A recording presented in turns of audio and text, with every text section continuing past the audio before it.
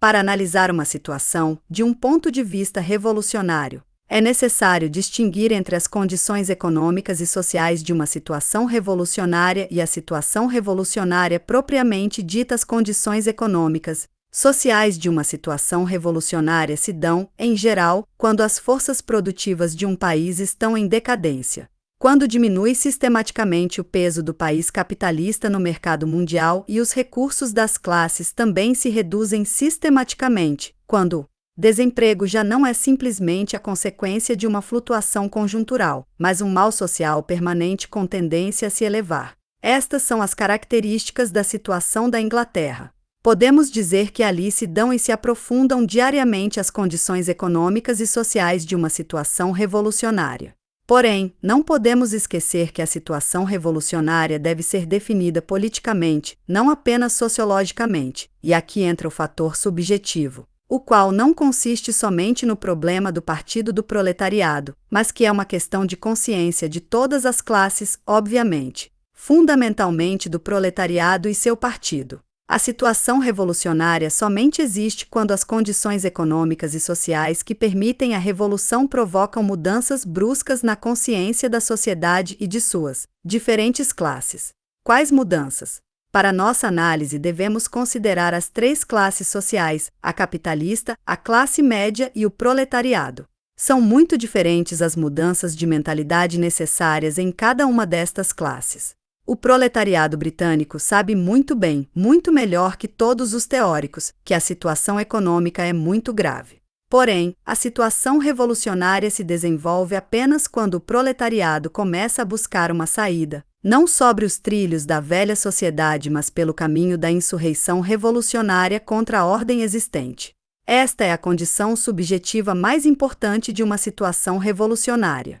A intensidade dos sentimentos revolucionários das massas é um dos índices mais importantes da maturidade da situação revolucionária. Contudo, a etapa seguinte à situação revolucionária é a que permite ao proletariado converter-se na força dominante da sociedade, e isto depende até certo ponto, ainda que menos na Inglaterra que em outros países, das ideias e sentimentos políticos da classe média, de sua desconfiança em todos os partidos tradicionais, incluindo o Partido Trabalhista, que é reformista, ou seja, conservador, e de que deposite suas esperanças numa mudança radical, revolucionária, da sociedade, e não numa mudança contra-revolucionária, isto, fascista. As mudanças no estado de ânimo da classe média e do proletariado correspondem e são paralelas às alterações no estado de ânimo da classe dominante. Quando esta enxerga que é incapaz de salvar seu sistema, perde confiança em si mesma, começa a se desintegrar, divide-se em frações e camarilhas.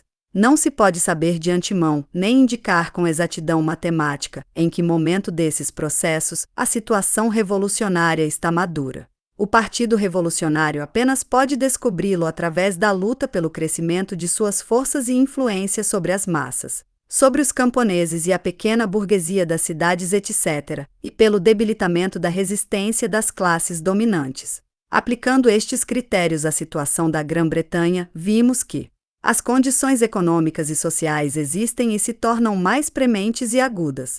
Todavia, estas condições econômicas não provocarão uma resposta psicológica. Não faz falta uma mudança nas condições econômicas, já intoleráveis, mas uma mudança na atitude das distintas classes diante desta intolerável e catastrófica situação que vive a Inglaterra.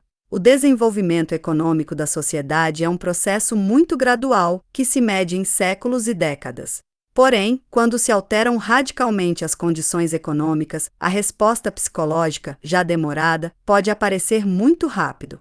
E, assim, sucedendo rápida ou lentamente, essas mudanças inevitavelmente devem alterar o estado de ânimo das classes.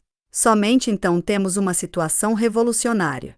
Em termos políticos, isto significa que o proletariado deve perder sua confiança não apenas nos conservadores e nos liberais, mas também no Partido Trabalhista. Deve concentrar sua vontade e sua coragem nos objetivos e métodos revolucionários. Que a classe média deve perder sua confiança na grande burguesia, nos senhores, e voltar seus olhos ao proletariado revolucionário. Que as classes possuidoras, as camarilhas governantes, rechaçadas pelas massas, perdem a confiança em si mesmas. Essas atitudes se desenvolverão inevitavelmente, porém ainda não existem. Podem desenvolver-se num breve lapso devido à gravidade da crise. Este processo pode durar 2 ou 3 anos, inclusive 1 ano. Porém, hoje é uma perspectiva, não um fato. Temos que assentar nossa política nos fatos de hoje, não nos de amanhã. As condições políticas de uma situação revolucionária se desenvolvem simultânea e mais ou menos paralelamente. Todavia, isso não significa que amadureçam todas ao mesmo tempo. Esse é o perigo que nos ameaça. Das condições políticas atuais, a mais imatura é o Partido Revolucionário do Proletariado. Não está excluída a possibilidade de que a transformação revolucionária do proletariado e da classe média e a desintegração da classe dominante se desenvolvam mais rapidamente que a maturação do Partido Comunista. Isso significa que poderia se dar uma verdadeira situação revolucionária sem um partido revolucionário adequado. Em certa medida, se repetirá o que ocorreu na Alemanha em 1923. Porém, é um erro absoluto considerar que esta é hoje a situação da Inglaterra. Dizemos que não está excluída a possibilidade de que o partido possa estar em descompasso com os demais elementos da situação revolucionária, todavia não é inevitável. Não podemos fazer um prognóstico exato, mas aqui não se trata de um problema de prognósticos e sim de nossa atividade. Nesta conjuntura, quanto tempo necessitará o proletariado britânico para romper seus vínculos com os 3 partidos burgueses? É muito possível que, com uma política correta, o Partido Comunista cresça proporcionalmente à bancarrota e desintegração dos demais partidos. Nosso objetivo e nosso dever são concretizar essa possibilidade. Conclusões: isso é suficiente para explicar por que é totalmente errôneo colocar que na Inglaterra o conflito político se dá entre a democracia e o fascismo. A era fascista começa, seriamente, depois de uma vitória importante e temporalmente decisiva da burguesia sobre a classe operária. Contudo, na Inglaterra as grandes lutas ainda não ocorreram. Como já assinalamos, referindo-nos a outro tema, o próximo capítulo político da Inglaterra, depois da queda do governo nacional e do conservador que provavelmente o suceda, será possivelmente liberal-trabalhista, que num futuro próximo pode se tornar mais perigoso que o espectro do fascismo. Condicionalmente, denominamos esta etapa como queresquismo britânico. Todavia, há que acrescentar que não necessariamente em toda etapa e em todos os países o queresquismo será tão débil como foi o russo, que o era porque o partido bolchevique era forte. Por exemplo, na Espanha o queresquismo, a coalizão de liberais e socialistas, não é, de maneira alguma, tão débil como foi na Rússia. E isso se deve à debilidade do Partido Comunista. O queresquismo combina a fraseologia reformista, revolucionária, democrática, socialista, e as reformas sociais democráticas de importância secundária com a repressão à ala esquerda da classe operária. É um método oposto ao do fascismo, porém serve aos mesmos fins.